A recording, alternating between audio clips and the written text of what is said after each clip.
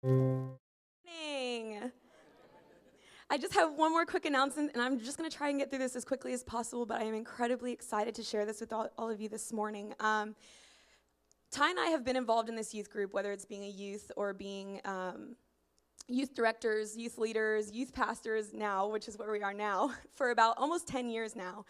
And I am thrilled to say that we are walking in the most exciting, intense, amazing season that God has brought us into that we ever have in the last 10 years. And I just want to share a little bit of a testimony / opportunity for you to become involved and to be a part of what God is doing at Impact Youth.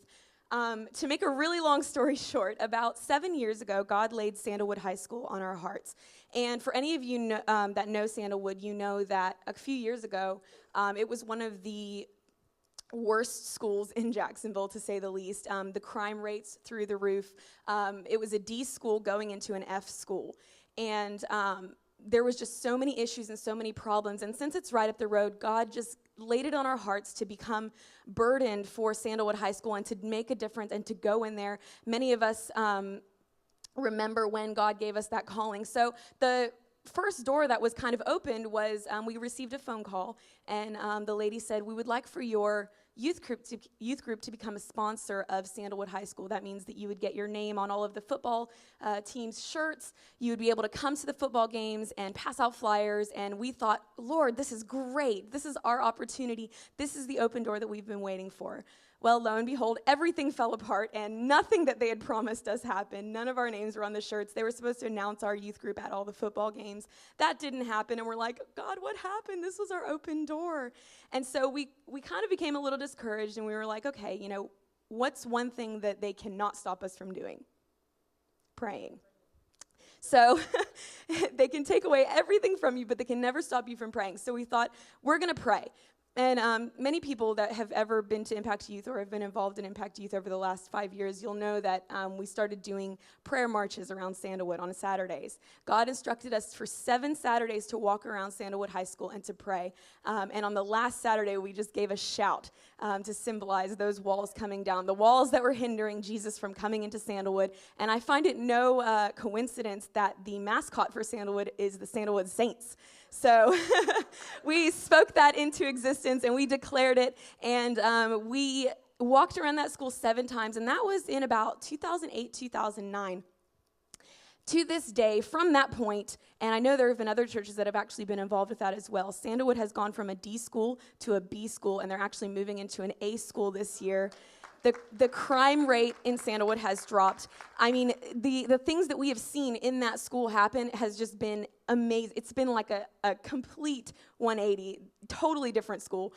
So basically, this school year and last school year, we started seeing doors begin to open again. And we were like, Lord, this is amazing. And I just want to share a little bit with you about what's been happening. Somebody from the faith-based council approached us, and while we were doing IHOP and we were worshiping at IHOP, we got connected with some people that were in a part of the faith-based council.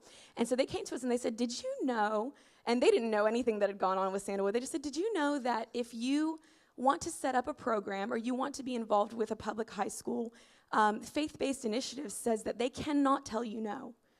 And I was like, really? So Ty and I began to pray, and we began to say, okay, how do we do this the right way? How do we do it in a way that it's going to last, it's not going to fail, and we're going to be able to get Jesus into Sandalwood High School? So the person that approached me said, sure, let's set up a meeting. We shared the whole story with him, and he said, let's set up a meeting with the principal of Sandalwood High School. So Ty and I and Pastor Errol went and sat down with the principal of Sandalwood High School, and before we came to the meeting, they said, we want you to pray, because the only loophole to the whole thing is that the school is not allowed to say no to you, but they can basically kind of put guidelines around what they are needing at that time. You're basically supposed to come in and meet the school's needs. So that could mean that we supply 5 reams of paper for them every month, and that's it. And so we began to pray, and we said, God, we want desperately to get in there and to mentor and to interact with the young people that are in there. So we were supposed to bring a list. The principal was supposed to bring a list. We went and we sat at the meeting, and we both pulled out our lists, and the man from the faith-based council sat there and said, okay, let's compare lists. And he let the principal speak first. He said, what is the main thing that you're needing from this church here, and how can we build that partnership? And the first thing that came out of his mouth was, we are in desperate need of mentors. We are in desperate need of people to come and to sow into the lives of the teens here. He then paired us up with the assistant principal, who is a godly woman. She loves the Lord, and she is ready to bust through, not open, completely obliterate any door that stands in our way of getting into that school. To make a really long story short, we met with her last week, and basically this is how the meeting went. Hi, so we just wanted to come and sit here and let you know just some of the things that were on our heart. We wanted to start a Bible club. Oh, great. When would you like to start Bible club? Well, we were thinking of maybe Thursdays. Oh, Thursdays would be great. What time? After school? Yeah, probably around 2 o'clock. All right, awesome. Bible club starts next week. She gave us a room, which is called the loft, which I like to call the upper room. And so we're going to be meeting in the loft every Thursday, and above and beyond that, we've also had other doors opened at the local Countryside, which is opening. It's a mobile home park, and Portside also, and they've also called us, and that's a whole other outreach. So just to kind of confirm everything, this is the most exciting time that we've ever walked in. And so I want to give you an opportunity, as I've been praying for this generation and as I've been witnessing and experiencing all that God has done, I truly believe that my generation and younger is the make or break generation. We have an opportunity here that will either make or break the church, and we're also in the middle of one of the biggest sexual revolutions that this world has ever seen. There is so much going on in the high schools, and even some of the stories that at the meeting she was telling me, I'll just share one of them with you. There was a girl that was in class. She's 16 years old, and she got in trouble for using her cell phone. And so they brought her to the principal's office, and they were trying to get on to her saying, why are you using your cell phone? You know better than that. And she began to share with them how her family, no one in her family has income. She's working at McDonald's to support her entire family. And she was on her cell phone to check and make sure that one of their bills went through. They have no hot running water in their house, and so they're heating up their water in a microwave to take a bath. And so this is just one.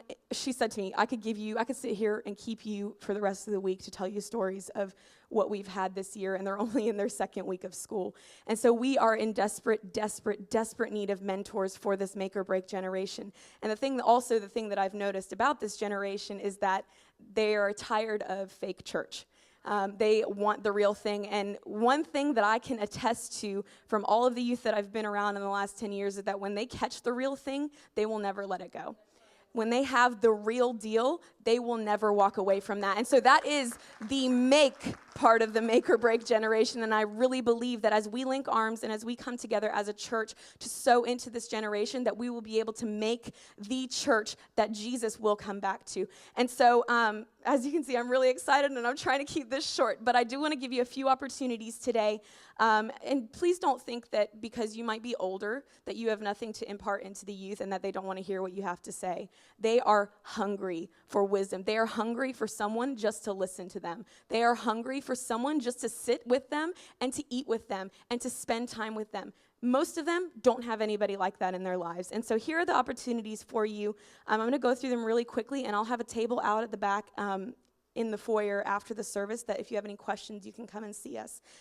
Number one, we desperately need mentors. The door, like I said, has been flung wide open, and we cannot get enough. There is no limit to the mentors that they're going to allow in the school, so we need all hands on deck. This means basically that you would volunteer 1 hour a week, anytime from 7 a.m. to 7 p.m. I know a lot of people work until 5, but that would give you a little bit of time, because I asked her, I said, we have some people that work. She said, our school, now that school's in, we're open pretty much till the nighttime. So a lot of the kids, and she said she sees a lot of kids roaming the halls. They have nothing to do, and their parents aren't home, and they don't really want to go home, so they're just hanging out at school, and they would love to have somebody to come there once a week for just 1 hour or 2 hours and sit with them and just hang out with them, bring them food. Let me tell you, if you bring them food, they will love you forever. They will be your best friend. So that's we're gonna have a sign-up sheet for that. Trust me, we have food at our youth group every Friday, and we have more people in our youth group than we've ever had. So we need mentors. We also need volunteers. If you feel like, okay, maybe that's a little bit of a big step, I don't know if I'm ready to maybe mentor somebody, they also need office assistants and people that can just, come and volunteer for being a hall monitor or anything that, you can maybe do to just be around the kids, and who knows, maybe God will open a door for you to mentor them without you, knowing necessarily how to do it. And mentoring is another word for just friend, And so mentors and volunteers, 1 hour a week from 7 a.m. to 7 p.m. during the week.